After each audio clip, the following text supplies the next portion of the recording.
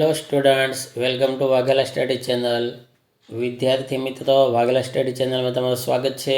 તમને ખ્યાલ છે કે આપણે ધોરણ 11 કોમર્સ અને આર્ટ્સના ઇંગ્લિશ વિષયનું સોલ્યુશન કરીએ છીએ. જો તમે મારી ચેનલમાં નવા આવ્યા હોય તો સૌપ્રથમ મારી ચેનલને વાઘેલા સ્ટડી ચેનલને લાઈક કરો, શેર કરો, સબસ્ક્રાઈબ કરો, તેમજ બેલ આઇકોન બટન દબાવી દો, જેથી કરીને મારા તમામ નોટિફિકેશન તમારા સુધી પહોંચી જાય અને તમે ઝડપથી સોલ્યુશન લઈ શકો. તો આજે આપણે ધોરણ 11 ઇંગ્લિશ વિષયનું સોલ્યુશન લઈએ છીએ. અગાઉના વિડીયોમાં વિભાગ A, B અને C ના સોલ્યુશન અપાઈ ગયા છે. જો તમે ન જોયા હોય તો ચેનલમાં જઈ અને આગલા વિડીયો જોઈ લેજો, ઝડપથી લખી લેજો, સમજી લેજો. હવે આજે આપણે વિભાગ ડીનું સોલ્યુશન કરીએ છીએ, સેક્શન ડી. તેમાં પ્રશ્ન 11મો છે, ડુ એઝ ડિરેક્ટેડ. તેમાં પેસિવ વોઇસ કરવાનું આવે છે.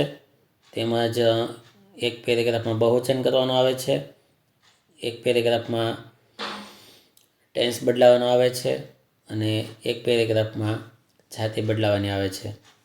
તેમજ પ્રશ્ન 12મો જે છે, આ બધાના જવાબ હમણાં પાછળ છે.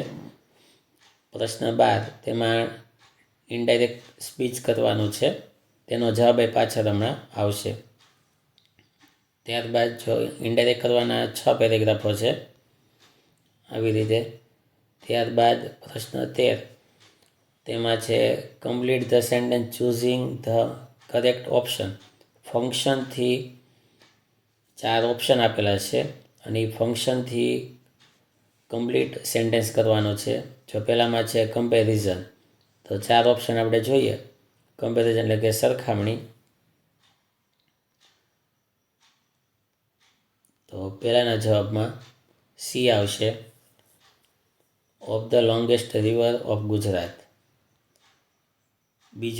બીજામાં છે ડબલ કમ્પેરિઝન, તો ધ મોર, તો ડી જવાબ આવશે ધ મોર સાથે. ત્રીજામાં કન્ડિશન ઇન ધ પાસ્ટ, તો તેમાં બી જવાબ આવશે. ચોથું રિપોર્ટિંગ એટલે કે ઇનડાયરેક્ટ સ્પીચ જેવું, તો તેમાં સી જવાબ આવશે, ઇફ હી માઇટ. પાંચમું શોવિંગ કોન્ટ્રાસ્ટ, તેમાં એ જવાબ આવશે. છઠ્ઠું તેમાં શોવિંગ પર્પોઝ, તો તેમાં એ બી સી ત્રણમાં પર્પોઝની નિશાની આવે છે. સો ધેટ પહેલામાં, બીજામાં ઇન ઓર્ડર ટુ, ત્રીજામાં વિથ એ વ્યૂ ટુ. તેથી ડી ઓપ્શન જવાબમાં આવશે, all the above answers are correct.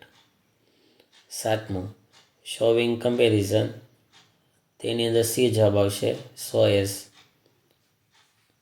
આઠમામાં બી જવાબ આવશે, ધ મોર. નવમાની અંદર એ જવાબ આવશે, કુડ હેવ ગોટ. દસમાની અંદર સી જવાબ આવશે, is being delivered. Doer is not important function છે. 11માની અંદર પાસ્ટ હેબિટ, યુઝડ ટુ વાળો એ જવાબ આવશે. 12માની અંદર શોવિંગ એડવાઇસ, એમાં ડી આવશે, શુડ ઓબે એડવાઇસ. ત્યારબાદ 14મો પ્રશ્ન છે કમ્બાઇન ધ સેન્ટેન્સ.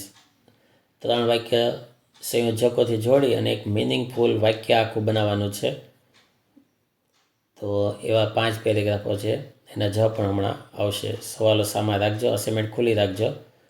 પછી 15માં ખાલી જગ્યા પૂરવાની છે. 3 ઓપ્શન આપેલા હોય, તેમાંથી સાચો ઓપ્શન પસંદ કરીને જવાબ પૂરવાનો છે. જો પેન્સિલથી જવાબ ટીક કરેલા છે, પહેલામાં, બીજામાં, ત્રીજામાં, ચોથામાં, પાંચમામાં બધાના જવાબ અપાયેલા છે.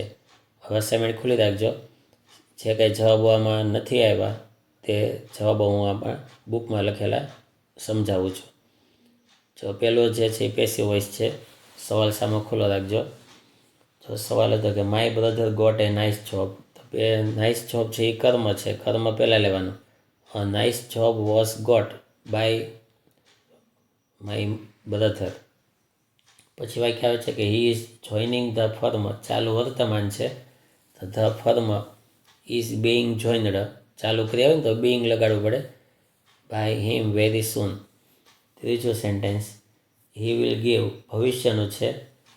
તો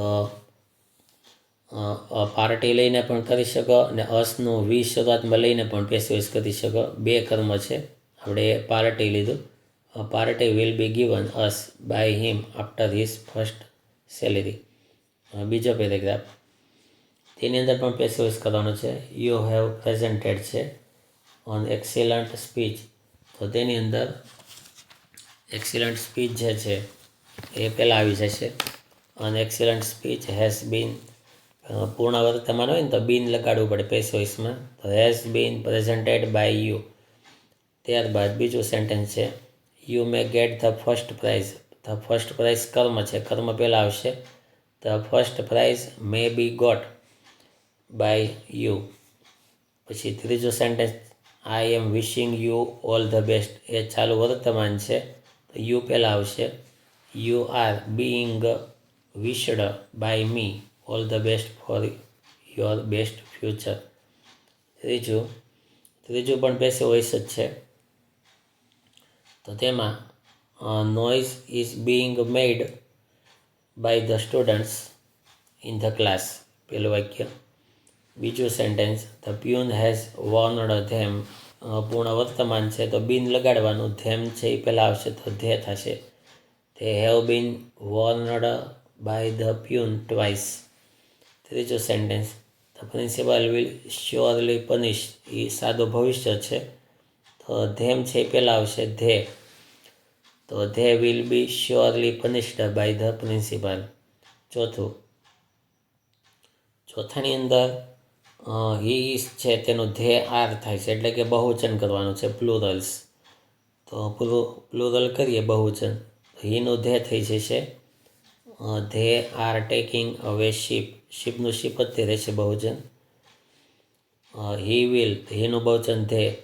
they will take away them to હિઝનું ધેર કોર્ટ યાર્ડ્સ. હીનું they does not know do not. They do not allow them to go anywhere.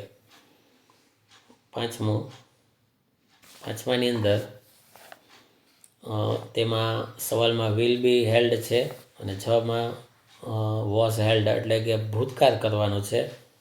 તો the sports meet was held last month. બીજું વાક્ય હતું many students will take part in March post. તો will take પાર્ટનું ભૂતકાળ કરીએ તો will view જશે. ટેકનું ટૂંક થઈ જશે took part. Many students took part in March past. ત્રીજું સેન્ટેન્સ છે ધે વિલ ઓલ્સો પરફોર્મ. પરફોર્મનું પરફોર્મડ કરી દેવાનું. They performed different drills. વચ્ચે ઓલ્સો લેવો હોય તો લઈ લેવાનું. છઠ્ઠો આન્સર તેની અંદર પણ ભૂતકાળ કરવાનું છે. ઓપન્સનું ઓપનડ થાય છે એટલે તો Mamta opened a savings account in JP bank. She ડિપોઝિટ્સનું ડિપોઝિટેડ. ખરી ટેન્સ એટલે ક્રિયાપદ બદલાવીને V2 કરી દેવાનો. She deposited 1 lakh rupees.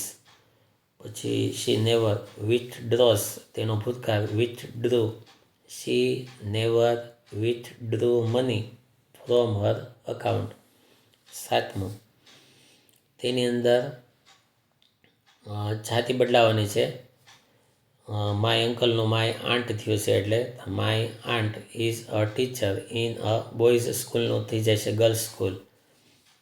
He like તો શી થઈ જશે શી લાઇક્સ. હિઝનો હર પોઈમ્સ ટુ મચ. હિઝનો હર મેલનું ફિમેલ ફ્રેન્ડ્સ ઓલવેઝ ઇન્કરેજ હિઝનો હર ફોર હર પોઈમ્સ. હવે question 12 change into indirect speech. Indirect speech પહેલું સવાલ આવે છે કે એલોન. સવાલ અસાઇનમેન્ટ ખુલ્લી રાખજો. આસ્કડા નીલમ. નીલમ પૂછે છે અલીભાઈને. અલીભાઈને કંઈ નામ નથી એટલે આપણે અલીભાઈની જગ્યાએ હી રાખશું. અલીભાઈ લખી શકાય લખવો હોય તો Neelam asked him if he had gone there alone. Alone એટલે કે તે ત્યાં શું એકલા ગયા હતા. તો of course I am used to it well. આવો સવાલ છે કે હા હું ત્યાં ચોક્કસ ગયો હતો એટલે એ બહુ વિશ્વાસથી બોલે છે એટલે કોન્ફિડન્ટલી લીધેલું છે કે હી રિપ્લાઇડ કોન્ફિડન્ટલી ધેટ, તેણે વિશ્વાસ સાથે કહ્યું કે he was used to it. ત્યારબાદ સવાલમાં છે I will stay here only for a night. તો then he said that he would stay there only for a night. પછી પાછું કહે છે કે tomorrow morning I shall leave. તો એન્ડ એડેડ ધેટ, બીજું વાક્ય જોડવાનું હોય ને તો ધેન કે એન્ડ એડેડ વગેરેથી જોડવાના હોય. તો and added that the next morning he would leave. પછી બીજું પ્રિન્સિપાલ પૂછે છે, તો principal asked Avik that he thought his sister was not feeling too well. પછી બીજું વાક્ય જોડવાનું એડેડ લેવાનું કે he added that he don't know, doesn't know, didn't. He didn't know what had happened and told that. અને પાછું વાક્ય જોડવા માટે told that she had seemed fine until he had started asking her about their monkey. હવે અવિકને નવાઈ લાગે છે કે મંકી વિશે પૂછ્યું, તો Avik was surprised to hear about their monkey. છેલ્લા એને વાક્યને આવી રીતે ભાવ પ્રમાણે લેવાનું. પેરેગ્રાફ ત્રીજો, તેમાં સવાલમાં છે કે oh wow what did they look like. Asked Neelam. Neelam વખાણ કરે છે કે કેવા સરસ લાગતા હશે. તો નીલમ એક્સક્લેમ્ડ વિથ એડમાયર, એટલે વખાણ કર્યા. એન્ડ આસ્કડ, વખાણ કરીને પૂછ્યું કે Alibhai what they looked like, તે કેવા લાગતા હતા. અલીભાઈ જવાબ આપે છે, Alibhai replied that they were beautiful. વેરનું તમે હેડ બીન કરી શકો, નહીં તો વેર ચાલે. એન્ડ એડેડ ધેટ, પાછું એક વાક્ય બોલે છે એટલે એડેડથી જોડી દેવાનું. Added that their fluffy snow white furry coat matched perfectly with the snow. હવે અર્જુન સવાલ પૂછે છે કે તે શું કરતા હતા બચ્ચા. તો Arjun asked what the cubs were doing. હવે ચોથો જવાબ, રામસિંહ પૂછે છે, તો Ramsingh told the family member that she was always ready to fight unto death for her young ones. હવે તેની માતા જે બોલે છે એ ભાવનું વાક્ય લાંબુ છે, એ ભાવ પહેલાં લઈ લીધો છે. જો આપણે the mother lovingly looked at the smiling faces of the Neelam and Arjun, આટલું વાક્ય સેમ. હવે ઇનડાયરેક્ટનો વાત, એન્ડ સેડ પોઝિટિવલી, યસનું positively that he was right. બસ એટલું. ઇનડાયરેક્ટ ખાલી એટલું જ છે કે હી વોઝ રાઇટ, ઓલો ભાવ છે અને એ સેમ લઈ લેવાનો. અલીભાઈ કહે છે, તો Alibhai told them that the huge bear had stood up on his hind legs. પાંચમો ઇનડાયરેક્ટ. Student 5 asked Piya. પિયાને કહે છે કે to get some photos and all. હવે સ્ટુડન્ટ છઠ્ઠો બોલે છે, તો then student 6 told that not only photos but Piya could also bring the monkey to the class. હવે આખો ક્લાસ મેડમને કહે છે, તો all students asked madam to tell Piya to bring the monkey to the class. છઠ્ઠાનું ઇનડાયરેક્ટ. અમી બોલે છે અને કૃપાલને કહે છે, તો Ami asked Kripal when he would return her new book. ક્યારે પાછી આપશે. કૃપાલ જવાબ આપે છે, Kripal replied that he was sorry. પછી કહે છે કે then he asked her not to worry. પછી હજી એક વાક્ય બોલે છે, તો and added that he would return soon. Ami તેનો આભાર માને છે, તો અમી થેન્કડ કૃપાલ. હવે ક્વેશ્ચન 14, કમ્બાઇન ધ સેન્ટેન્સ. વાક્ય જોડો. તો પહેલું વાક્ય જે છે તે બીકોઝથી જોડે છે. The teacher became extremely angry. Teacher ખૂબ ગુસ્સે થયા બીકોઝ, કારણ કે the students broke the glass of the window. વિદ્યાર્થીઓએ બારીનો કાચ તોડી નાખ્યો હતો. યેટ, છતાં. She did not punish him. તો બીકોઝ અને યેટથી જોડ્યું. બીજું, Marvin has a nice car and his friends Ramon also has a big car. તો પહેલાં બે વાક્યને એન્ડથી જોડ્યા. માર્વિન અને તેના મિત્ર બંનેની પાસે સારી કાર છે. છતાં, બટ તે બોથ યુઝ પબ્લિક ટ્રાન્સપોર્ટ. છતાં તે બંને સિટી બસનો ઉપયોગ કરે છે. આન્સર 3 રિવરફ્રન્ટ વસ્તુને જોડવાની છે તો which riverfront which is a nice place to visit riverfront કે જે સારી જગ્યા છે તે is on the banks of the river Sabarmati in Ahmedabad. પછી ચોથું the doctor rushed to the hospital because doctor હોસ્પિટલમાં દોડીને ગયા કારણ કે he wanted to save the injured patient તે ઘાયલ દર્દીને બચાવવા ઈચ્છતા હતા. હુ વોઝ સિરિયસલી ઇન્જર્ડ જે ખૂબ ગંભીર રીતે ઘાયલ થયેલો હતો ઇન અ ફેટલ એક્સિડન્ટ. પાંચમું the teachers are the real motivators friends and philosophers શિક્ષકો સારા મોટિવેટરો મિત્રો અને તત્વજ્ઞાનીઓ હોય છે. પછી ફોર ધ સ્ટુડન્ટ્સ એ થોડુંક જોડવાનું બાકી છે તે જોડી દેવાનું ફોર ધ સ્ટુડન્ટ્સ બીકોઝ કારણ કે they always work for the betterment of their students કારણ કે તેઓ તેમના વિદ્યાર્થીઓ માટે ભલાના કામ કરતા હોય છે. તો આ સાથે વિભાગ ડી પૂરો થાય. હવે સેક્શન એક જ બાકી છે તે આવતીકાલના વિડીયોમાં હશે. તો આ રીતે તમે પાકી બુકમાં લખી રાખજો અને પૂરેપૂરા સારા માર્ક લાવો તેવી શુભકામના. Thank you very much.